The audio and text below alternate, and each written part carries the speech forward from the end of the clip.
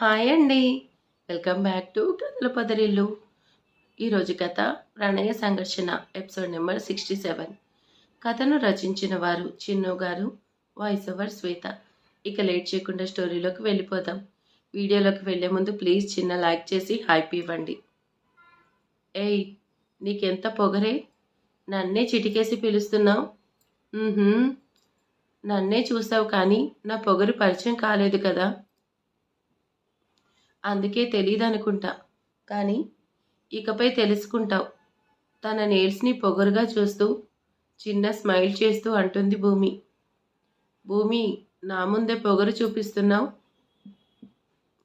నేనేంటో తెలిసి కూడా తలపై ఎగరేస్తున్నావు. అన్నీ అయిపోయి కృష్ణారామ అంటూ మూలన కూర్చునే నువ్వే ఇలా పొగరుగా మాట్లాడుతుంటే వయసులో ఉన్న నేను ఏమాత్రం పొగరు చూపించడంలో తప్పులేదు కదా ముసలి. ఏయ్, నన్నే ముసలి అంటావంటే నీకెంత ధైర్యం ఉంటే నా ముందే వాయిస్ రేస్ చేస్తావు అంటూ చెయ్యెత్తి కొట్టేంతలో ఆ చెయ్యి పట్టుకొని ఆపేస్తూ నిన్ను కొట్టడం నాకేం పెద్ద కష్టం కాదు. ఏదైనా విరిగిందంటే అతికే వయసు కూడా కాదు. పైగా నీలాంటి దాన్ని ఎవరు చూడను కూడా చూడరు. అవసరమా? టు బీ ఫ్రాంక్, ఈ క్షణం వరకు కూడా ఆర్మన్ డిసిషన్ నాకు ఇష్టం లేదు. తన్ను ఆర్మన్ కొడుకు అని అందరికీ తెలియడం ఇష్టం లేదు. బట్ నీకు ఇష్టం లేదు కాబట్టి అదే జరుగుతుంది. Tanveer, son of Arman Agnihotra. నువ్వేం చేయగలవో చెయ్యి, బట్ నువ్వేం చేసినా నన్నేం చేయలేవు. నా జోలికి వస్తే వార్న్ చేసి వదిలేస్తున్నా, బట్ తన్ను జోలికి వస్తే మాత్రం ఐ స్వేర్ ఆన్ యూ, నీకు అదే ఆఖరి రోజు అవుతుంది. నాగపడగల భూలక్ష్మీదేవి అంటూ సీరియస్ వార్న్ చేసి వెళ్తుంది. భూమి, నా మీదే తల ఎగరేశావు. ఆ తల తీసేసే రోజు త్వరలోనే ఉంది. నాకే ధమ్కీ ఇస్తావంటే నేను చూస్తాను నీ కొడుకు అగ్నిహోత్ర వారసుడు కానివ్వను. షైరీ, మన హిట్లర్కి యాక్సిడెంట్ అవ్వడము, కానీ ఈ 1 వీక్ పీస్ఫుల్గా ఉన్నాం. నువ్వేమంటావు? నిజమే కదా? లేదంటే మన హిట్లర్ అంటూ నోరెళ్ళబెట్టి ఆఫీస్లోకి వస్తున్న ఆర్మన్ని షాక్గా చూస్తున్నారు. షైరీ, మన హిట్లర్ బాస్ వచ్చేస్తున్నారు. మళ్ళీ మనకి స్టార్ట్ అయింది.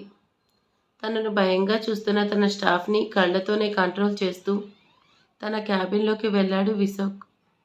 ఈ 1 వీక్ ప్రోగ్రెస్ ఏంటి? అన్ని ఫైల్స్ కూడా వితిన్ 10 minutes నా టేబుల్ మీద ఉండాలి. అండ్ వర్కింగ్ అవర్స్లో ఉప్పర్ మీటింగ్ పెట్టిన స్టాఫ్కి ఈరోజు ఆఫ్ ఇచ్చి పంపేయండి. ఎంప్లాయీస్కి శాలరీ ఇచ్చేది వర్క్ కోసమే కానీ ఉప్పర్ మీటింగ్ కోసం కాదు. షైరీ మేడం, మీ ఇద్దరిని మన బాస్ ఈరోజు ఇంటికి వెళ్ళి రెస్ట్ తీసుకోమన్నారు. షైరీ, నేను చెప్తూనే ఉన్నాను కదా, వచ్చారు, స్టార్ట్ చేశారు. కులాసా, ఇదంతా నీ వల్లే, నువ్వే స్టార్ట్ చేశావు. ఆర్మన్ సార్ చూసేసి మన మీద సీరియస్ అయ్యారు. నీ వల్ల నేను కూడా బుక్ అయ్యాను. షైరీ, కుశల, ఇంకాసేపు మిమ్మల్ని బాస్ చూస్తే నా పని అయిపోతుంది. విశోక్, నేను బాస్ని కలిసి వెళ్తాలే, యూ డోంట్ వరీ. కుశల, నువ్వు వెయిట్ చేయవే అంటూ షైరీ ఆర్మన్ క్యాబిన్కి వచ్చింది. Arman, what is this? మాట్లాడినందుకు ఆఫీస్ చేస్తారా? Shairi, first of all this office call me sir. This is not your home. Did you got that? And you may go now. And 1 second, రాజుకి నేను work allot చేశాను. తను ఏం చేస్తున్నాడు? ఉఫ్.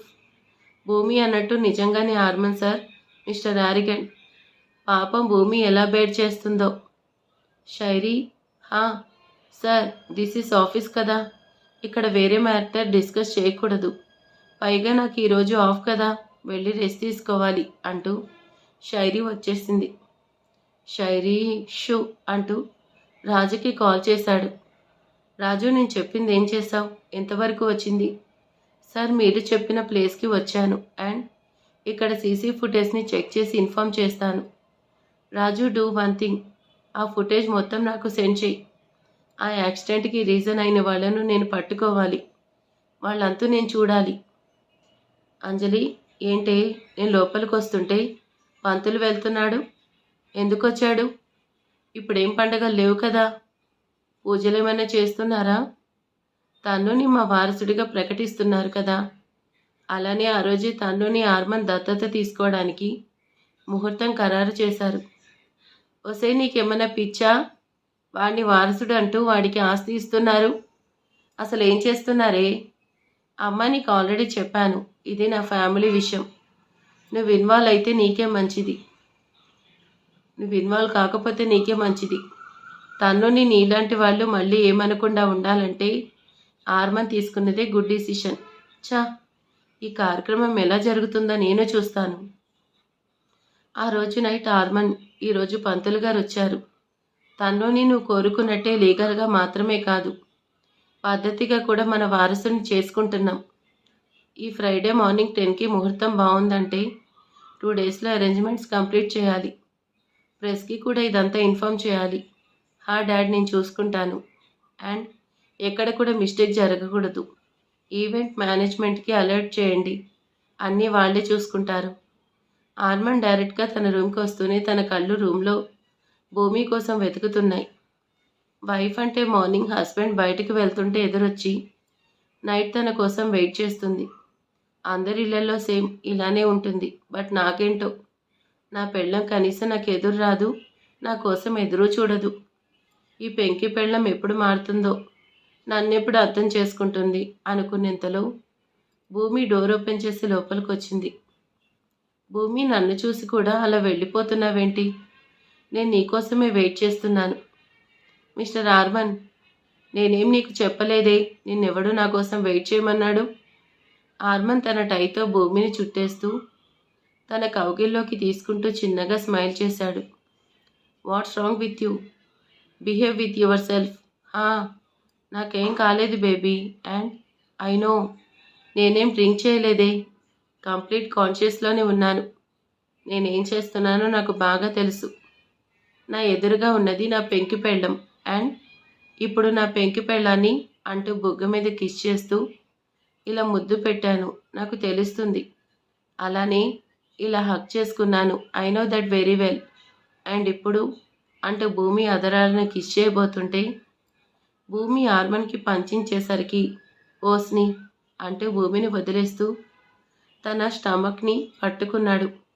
ఒసేయ్, నేను నీ మొగుండి, నన్నే ఇలా కొట్టావటే? అసలేం తింటున్నావే, ఇంత ఫోర్స్గా కొట్టావు?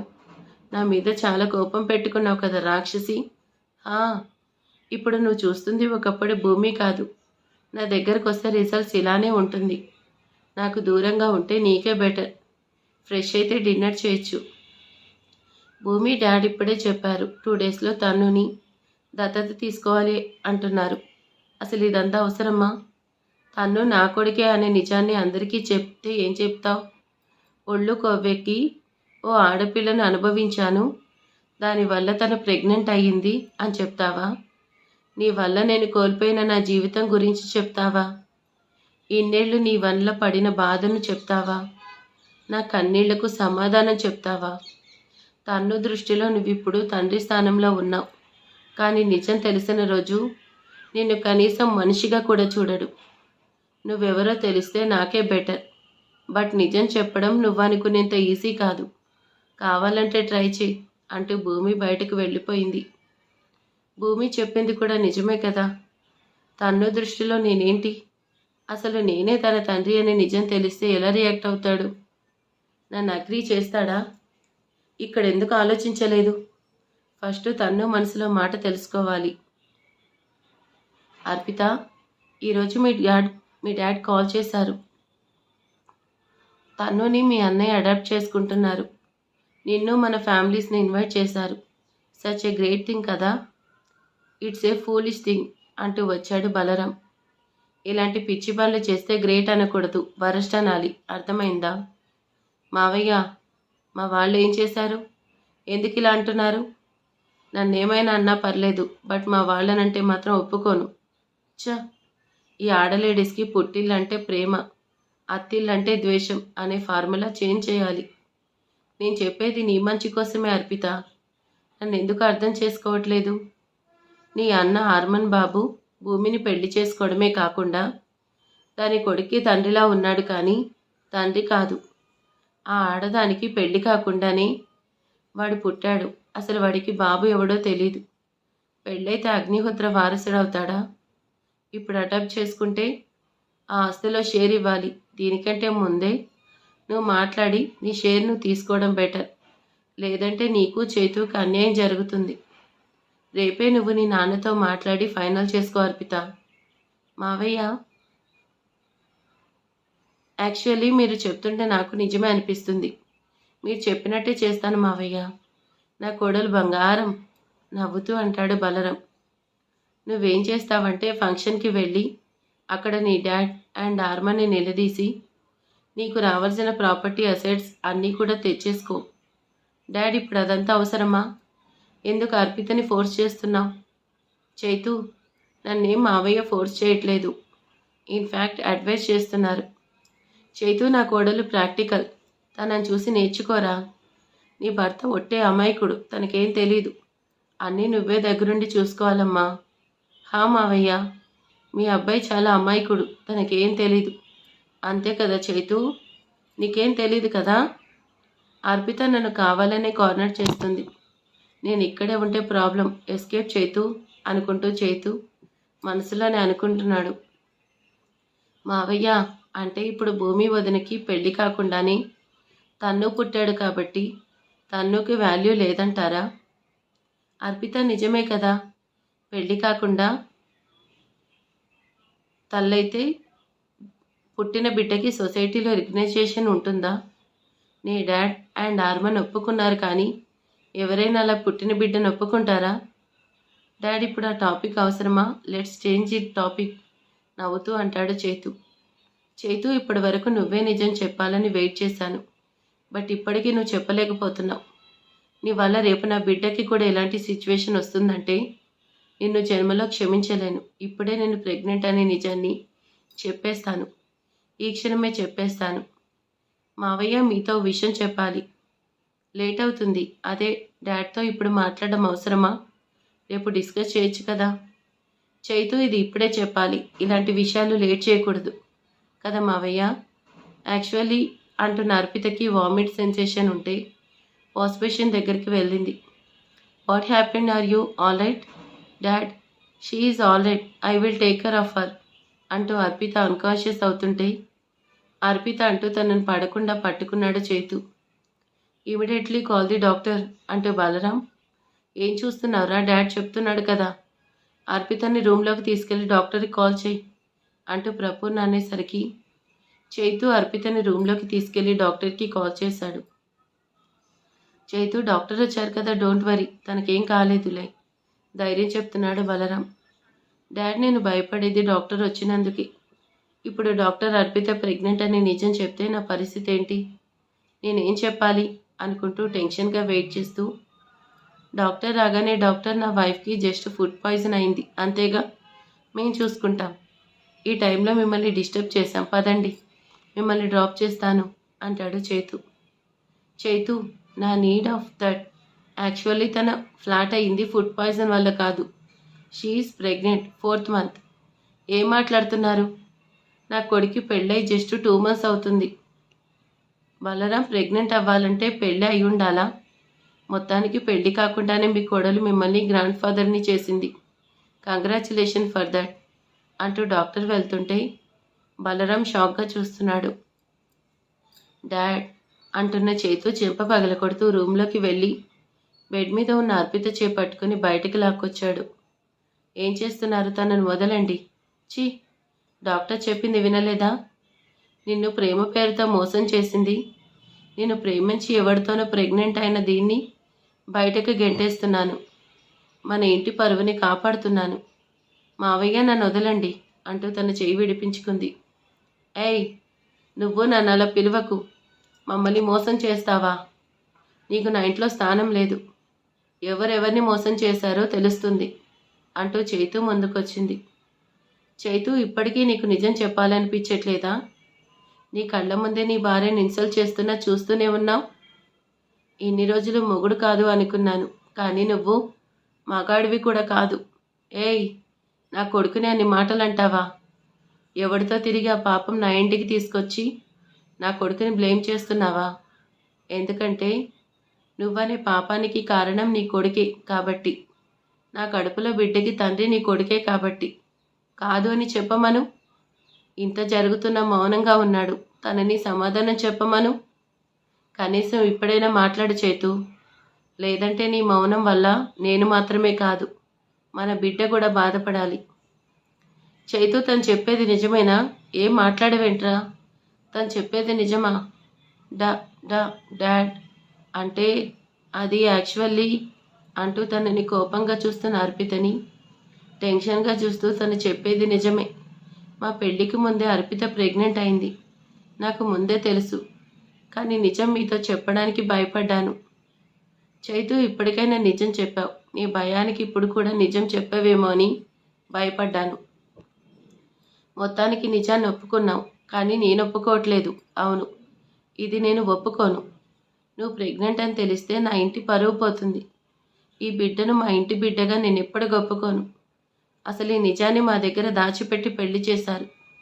ముందే తెలిస్తే నీ మెడలో నా కొడుకుతో తాళి కట్టించేవాణ్ణి కాదు. మావయ్య, నేను తప్పు చేశాను. చైతుతో పెళ్లి కాకుండా తొందరపడ్డం కాదు.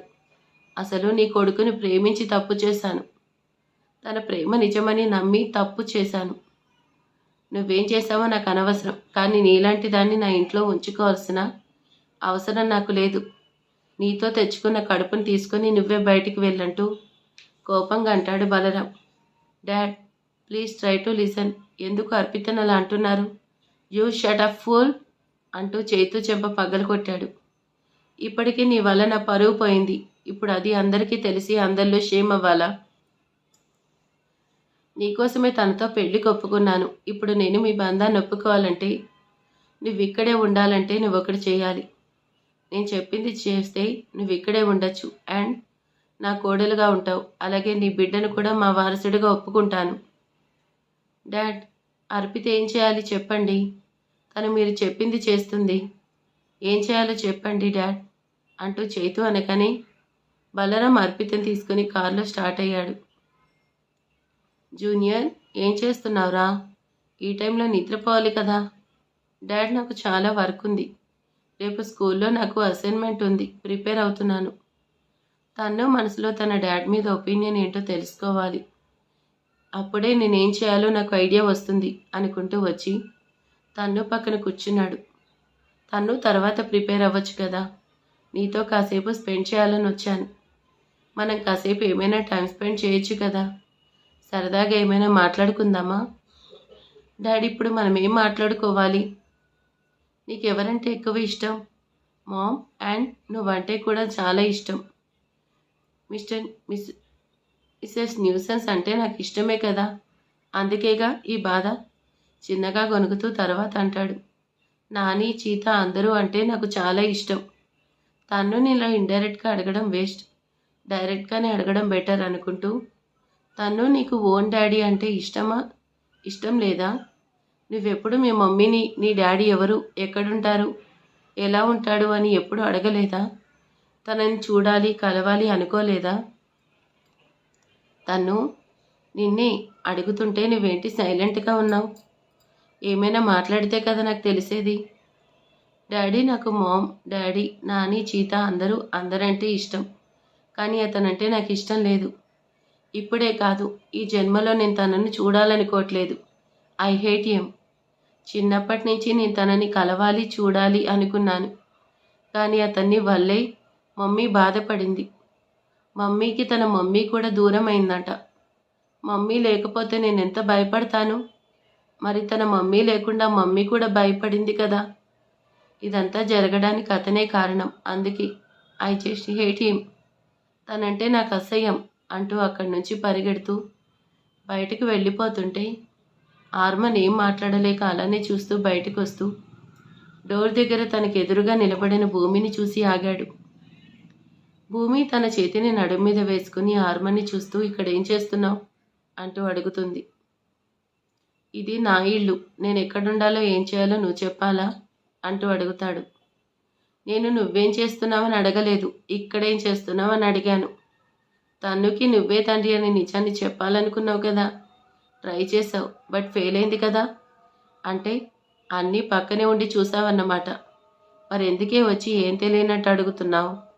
అంటూ భూమి నడుం చుట్టూ చేయేసి తన మీదకు లాక్కున్నాడు. నా కొడుక్కి నా మీద చాలా కోపం ఎక్కించావు. పర్లేదు, వాడిని ఎలా నా లైన్లోకి తెచ్చుకోవాలో నాకు తెలుసు. వాడినే కాదు, వాడు మమ్మీ కూడా కాదంటావా? టీజింగ్గా అంటాడు. మిస్టర్ యారిగంట్, ఏం చేస్తున్నావు? నీకు ఎన్నిసార్లు చెప్పాలి నన్ను టచ్ చేయొద్దు అన్నాను కదా? ఆహా, ఇక్కడ ఈ సాంగ్ ఉంది, కొంచెం మీరే అర్థం చేసుకోండి. మన పవర్ స్టార్ అప్పుడే చెప్పారు మేడం, బట్ ఫ్యాక్ట్ ఎప్పటికీ అలానే ఉంటుంది కదా. భూమి, ఈ శారీలో చాలా బాగున్నావు. నిన్ను ఇలా చూస్తుంటే నన్ను నేను కంట్రోల్ చేసుకోవడం కష్టంగా ఉందంటూ భూమిని కిస్ చేయడానికి వస్తుంటే ఆర్మన్ లిప్స్ మీద చేయి పెట్టేసరికి భూమి చేయి మీద కిస్ చేసి నవ్వుతున్నాడు. ఆర్మన్, దిస్ ఇస్ టూ మచ్. నువ్వు ఇలానే చేసావంటే మాత్రం. భూమి, రొమాన్స్ ఎప్పుడు ఒకేలా ఉంటే బాగోదు కదా. ఇలానే ఎందుకు చేయడం, కొత్తగా ట్రై చేద్దాం.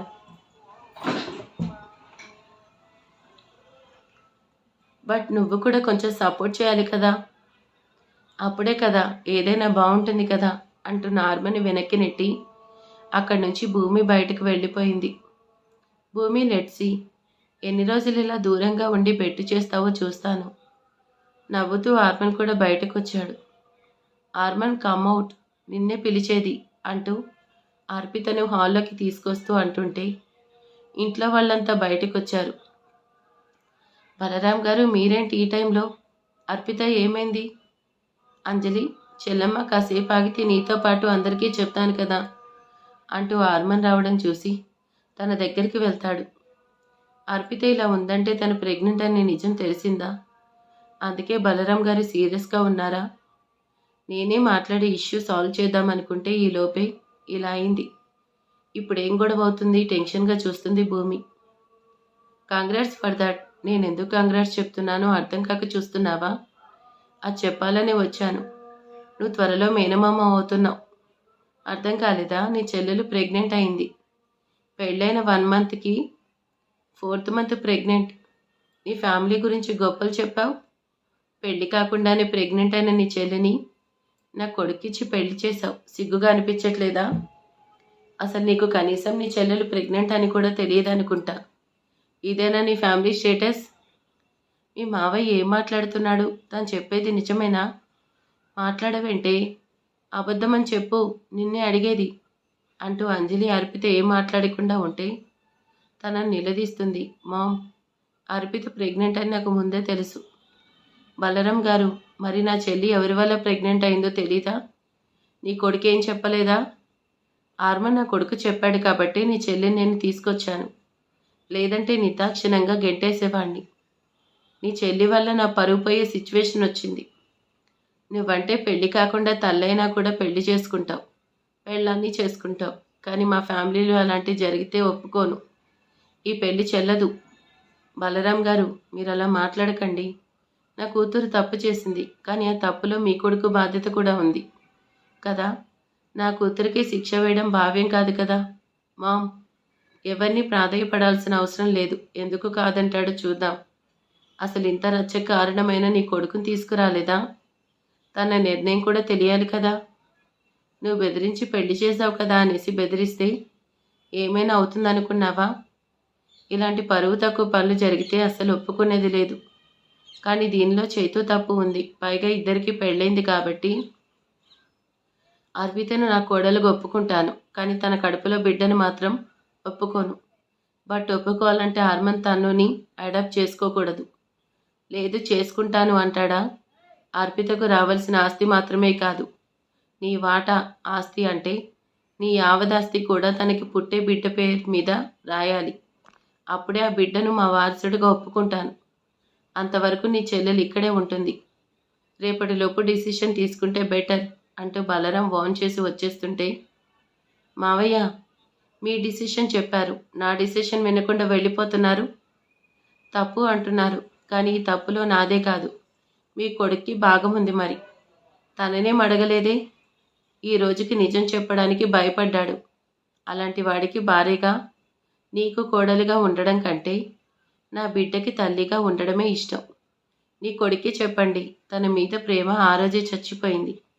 కానీ ఈ బిడ్డను చంపలేక పెళ్లికి ఒప్పుకున్నాను, అంతేకాని తన కోసం కాదు. నీ ఫ్యామిలీ మొత్తానికే పొగరు కదా, నేను చెప్తానంటూ బలరాం కోపంగా వచ్చేశాడు. అర్పిత ఇప్పటికే చేసింది చాలు. నిజాన్ని దాచిపెడితే పరిణామం ఇలాగే ఉంటుంది. ఈ సమస్య ఇంకా పెద్దది చేయడం మంచిది కాదు హార్మన్. వాళ్లతో నిదానంగా మాట్లాడి అర్పితని కాపురానికి పంపించు. మామ్, నాకు వెళ్ళడం ఇష్టం లేదమ్మా. తనను ప్రేమించినందుకు రోజు ఏడుస్తూనే ఉన్నాను. అన్నయ్య నీ చెల్లిగా ఇక్కడే ఉంటాను, కానీ తన భార్యగా మాత్రం ఉండలేను.